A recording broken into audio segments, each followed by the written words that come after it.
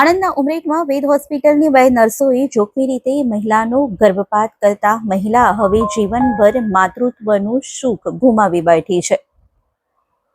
આ કિસ્સામાં પરિણીતાના પતિની ફરિયાદ બાદ પોલીસે બે મહિલાઓની ધરપકડ કરી છે અને પોલીસ તપાસમાં આ બંને મહિલાઓ વગર ડિગ્રીએ ગેરકાયદેસર ગર્ભપાત કરતી હોવાનું પણ સામે આવ્યું હતું। ત્યારે ગર્ભપાત બાદ પરિણીતાને નડિયાદની એનડી દેસાઈ હોસ્પિટલમાં હાલ સારવાર આપવામાં આવી રહી છે। આ મહિલાનું એટલું તો ખરાબ રીતે ગર્ભપાત કરવામાં આવ્યું હતું કે હવે તે કદી માં નહીં બની શકે। ગર્ભપાતની આ ઘટના બાદ મહિલાનો જીવ બચાવનાર નડિયાદ એનડી દેસાઈ હોસ્પિટલના ડોક્ટરો સાથે અમારી ટીમે વાત કરતા ડોક્ટરે જણાવ્યું કે જ્યારે દર્દીને હોસ્પિટલમાં દાખલ કરવામાં આવી ત્યારે તેનો જીવ બચવો મુશ્કેલ હતો, પરંતુ ડોક્ટરની અથાગ મહેનતના કારણે આજે તેણી સ્વસ્થ છે અને આગામી 24 કલાકમાં તેને હોસ્પિટલમાંથી ડિસ્ચાર્જ કરવામાં પણ આવશે। ત્યારે હોસ્પિટલના 5 ડોક્ટરોની પેનલ આ વિશે શું કહી રહી છે, આવો સાંભળીએ। એ અમારા હોસ્પિટલમાં 28 જુલાઈએ સાંજે 6 વાગે ઇમરજન્સી વિભાગમાં આવેલ હતા અને આવ્યા ત્યારે એમની પરિસ્થિતિ અત્યંત ગંભીર હતી। એમના પેટમાં અસહ્ય દુખાવો હતો, પેટ ફૂલી ગયું હતું અને પેશાબની જગ્યાએ સતત લોહી ચાલુ હતો। પેશન્ટ આવી ગંભીર પરિસ્થિતિમાં એટલે અમારી તાત્કાલિક સારવાર વિભાગની ટીમ અને સર્જરી વિભાગની ટીમે એકદમ જલ્દીથી એની સારવાર ચાલુ કરી દીધી અને જે પણ જરૂરી પ્રાથમિક સારવાર હતી એ આપવાની ચાલુ કરી દીધી। આગળ જણાવવામાં એવું આવ્યું કે આ પેશન્ટને 2 વાર અનટ્રેન્ડ સ્ટાફ દ્વારા ગર્ભપાત કરવામાં આવ્યું હતું। એક 15 દિવસ પહેલાં જ્યારે એમને કરવામાં આવ્યું હતું, પણ પછીથી એવું માલુમ પડ્યું કે એ બરાબર થયું નહોતું, અંદર રિટેન પ્રોડક્ટ્સ હોવાની શક્યતા હતી, એટલે 28મી જુલાઈએ સવારમાં ફરીથી કરવામાં આવ્યું, પણ એ વખતે એમની પરિસ્થિતિ એકદમથી કથળી ગઈ। એમને પેટમાં દુખાવો ચાલુ થઈ ગયો, પેટ ચડી ગયું, શ્વાસ લેવામાં તકલીફ પડતી હતી અને પેશાબની જગ્યાએ લોહી વહેવાનું ચાલુ થયું।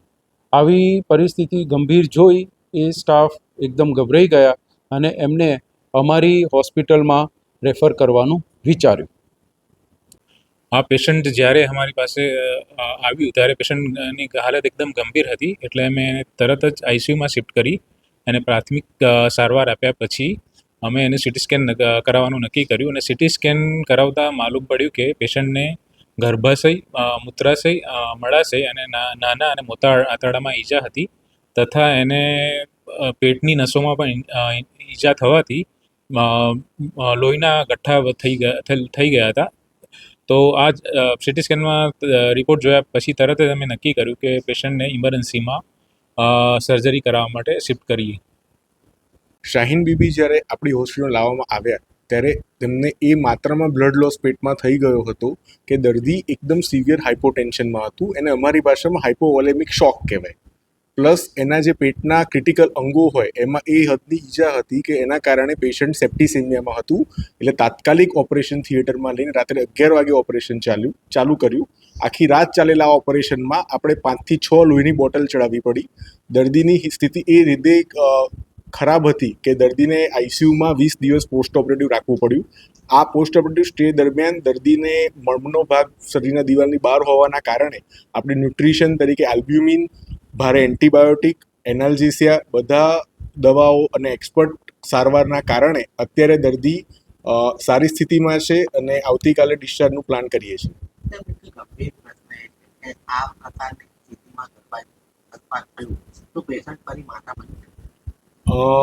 આ મેડિકો લીગલ કેસ હોવાના કારણે હું પૂરેપૂરી તો માહિતી શેર નથી કરી શકતો, પણ શક્યતા બહુ ઓછી છે।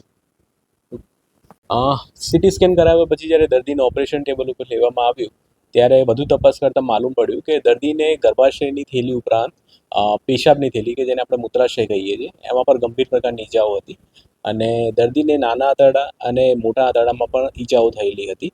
જ્યારે નાના આંતરડાના ભાગને આપણે ફરીથી ટાંકા લઈને જોડવામાં આવ્યો હતો અને મોટા આંતરડાનો લગભગ 10 થી 15 સેન્ટીમીટર જેટલો ભાગ કાળો પડી જવાના કારણે તેને કાઢવો પડ્યો હતો અને બાકીના ભાગને શરીરની દિવાલ ઉપર લાવવામાં આવ્યો હતો અને દર્દીને ઓપરેશન દરમિયાન લગભગ 5 જેટલું બ્લડના યુનિટ્સ આપવા પડ્યા હતા અને એના પછી દર્દીને સર્જિકલ આઈસીયુમાં શિફ્ટ કરવામાં આવ્યું।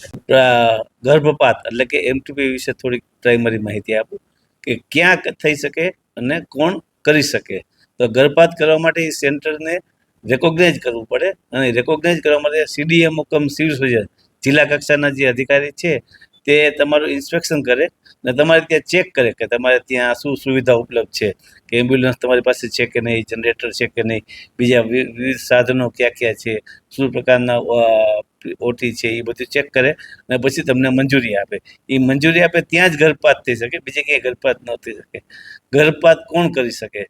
તો 20 અઠવાડિયા સુધી ગર્ભપાત કરવો હોય તો એક ગાયનેકોલોજીસ્ટ કરી શકે. 20 અઠવાડિયાથી 24 અઠવાડિયા સુધી નો ગર્ભ હોય અને એનું ગર્ભપાત કરવું હોય તો 2 ગાયનેકોલોજીસ્ટ સાથે મળીને કરવું પડે. અને 24 અઠવાડિયાથી વધારેનો ગર્ભ હોય તો એ પેનલ દ્વારા ગર્ભપાત કરવામાં આવે, જેની સ્પેશિયલ મંજૂરી લેવાની હોય છે. એનડી દેસાઈ ખાતે આપણે આયુષ્માન યોજના હેઠળ તદ્દન સારવાર બધી જે પણ થાય છે એ બધી મફત કરવામાં આવે છે. અને સાથે સાથે અમારા જે વાઇસ ચાન્સેલર સાહેબ છે પદ્મશ્રી શ્રી એચ.એમ. દેસાઈ સાહેબ, અને અમારા ડાયરેક્ટર સાહેબ છે, કેમ્પસ ડાયરેક્ટર સાહેબ અંકુરભાઈ, એમની રાહબરી હેઠળ અમે અહીંયા બધા જ પ્રકારની ટ્રીટમેન્ટ જે છે એ મફત કરીએ છીએ. બધા જ ઓપરેશન છે કે કોઈ પણ પ્રકારના ઇન્વેસ્ટિગેશન જે થાય છે તે પણ મફત કરવામાં આવે છે. સાથે સાથે પેશન્ટ અહીંયા આગળ એડમિટ થાય તો તેમને દિવસમાં 2 વાર ખાવા માટે તેમજ ચા નાસ્તો ને બધું જ મફત આપવામાં આવે છે. તો આટલી સરસ જે ટર્શરી કેર સેન્ટરની સેવાઓ મફત અને ઓલમોસ્ટ એવું કહી શકાય કે આપણે ફ્રીમાં આપણે જે સારવાર મળે છે તો એનો વધારેમાં વધારે લોકો લાભ લઈ શકે. તો એ માટે હું એ અપીલ કરીશ કે લોકો એનો લાભ લે.